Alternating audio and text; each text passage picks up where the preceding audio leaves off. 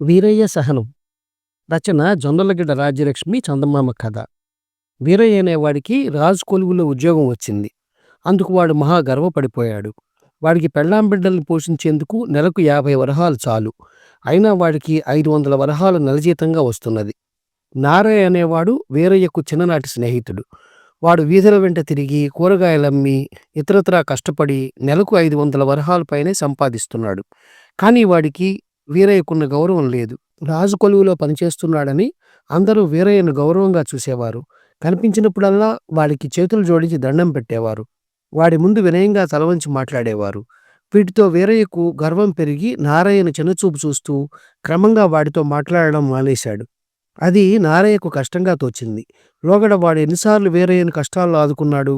ఇప్పుడు వీరయ్య అవన్నీ మర్చిపోయాడు. రాజు కొలువులో పనిచేస్తున్న వీరయ్య గొప్పతనం ఏమిటో తెలుసుకుందామని నారయ్య ఒకసారి కొలువుకు వెళ్ళాడు. ఆ సమయంలో వీరయ్యనెవరో అనరాని మాటలు తిడుతున్నారు. నారయ్య కాస్త దగ్గరలో ఉన్న మనిషిని పలకరించి, అయ్యా, ఆయనెవరు, మా వీరయ్యను ఎందుకు తిడుతున్నాడు అని అడిగాడు.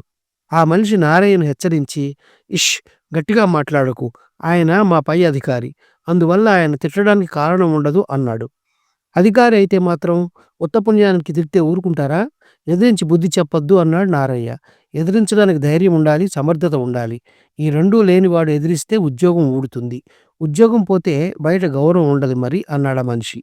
ఆ అధికారి అందరినీ అలాగే తిడతాడా అని అడిగాడు నారయ్య. అందరూ ఊరుకోరు. ప్రతివాడి సహనానికి హద్దుంటుంది. కానీ పేరయ్య సహనానికి హద్దు రాదు. నువ్వే చూడు అన్నాడు ఆ మనిషి. అధికారి వీరయ్యను గదిశుభ్రంగా లేదని తిట్టాడు. అందుకు ఊడ్చేవాడింకా రాలేదని వీరయ్య ఎంత వినయంగా చెప్పాడు. తర్వాత వీరయ్య తనే గది ఊడ్చాడు. క్షణం ఆగి అధికారి వీరయ్యను సరిగా గది ఊడవలేదని తిట్టి ఎవరినో పిలవమన్నాడు. ఆ మనిషి ఇంకా రాలేదని వీరయ్య చెబితే ఎక్కడున్నాడో వెతికి పిలుచుకురమ్మన్నాడు అధికారి. వీరయ్య చాలాసేపు ఎక్కడెక్కడో తిరిగి ఆ మనిషిని తీసుకువచ్చాడు. ఆ మనిషిని వెతకడానికి ఎంతసేపు పట్టిందని అధికారి వీరయ్యనే నానా మాటలు అన్నాడు. నారయ్యకు వీరయ్య బ్రతుకు బానిస బతుకులా తోచింది. వాడు మనసులో, నన్ను చూడగానే ఎవరూ చేతులు జోడించి దండం పెట్టనవసరం లేదు. కానీ చేయని తప్పుకు నానా మాటలు అనడం, కాని పనులు చేయించడం నేను సహించలేను. నన్నెవరూ ఎప్పుడూ అగౌరవపరచలేదు అనుకుని అక్కడి నుంచి వెళ్ళిపోయాడు. నారయ్య వచ్చి కొలువులో తన పరిస్థితి చూసి వెళ్ళాడని వీరయ్య గమనించాడు. వాడికి చచ్చేటంత అవమానమైంది. నారయ్య తనను గురించి దుష్ప్రచారం చేస్తాడేమోనని భయపడి వాడు ఆ రోజు సాయంత్రం కొలువు నుంచి ఇంటికి రాగానే భార్యాబిడ్డలు తీసుకుని నారయ్య ఇంటికి వెళ్ళాడు. వాడిని మంచి చేసుకోవాలని, తన ఉద్యోగం గురించి 4 మాయకబుర్లు చెప్పాలని వాడి ఉద్దేశం. వీరయ్య వెళ్ళేసరికి నారయ్య తన భార్యాబిడ్డలతో రాజు కొలువులో ఉద్యోగం చేసేవాళ్ల బ్రతుకు బానిసల బ్రతుకును మించి దుర్భరంగా ఉంటుందని చెబుతున్నాడు.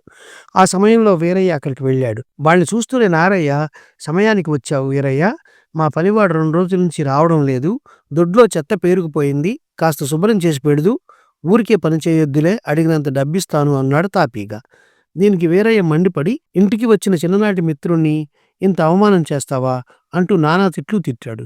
వీరయ్య భార్య ఎంతో బాధగా నారయ్యతో, అన్నయ్య, వేళాకోళానికైనా హద్దులుంటాయి, నువ్విలా మాట్లాడడం ఏమీ బాగలేదు అన్నది. నారయ్య వీరయ్య భార్యతో, నన్ను నువ్వు తప్పుగా అర్థం చేసుకున్నావు.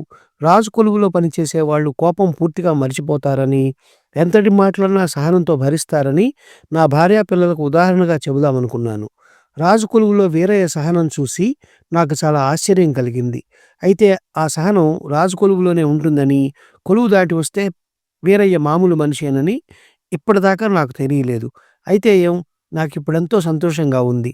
రాజు కొలువులో ఎలా ఉన్నా చిన్ననాటి స్నేహితుడు వీరయ్య బయట మామూలు మనిషే అన్నాడు. అది విని వీరయ్యతో పాటు వాడి భార్య, నారయ్య భార్య గొల్లున నవ్వారు. ఈ కథ నచ్చినట్లయితే షేర్, లైక్, సబ్స్క్రైబ్ చేసి పక్కనున్న గంట ఐకాన్ని కొట్టండి.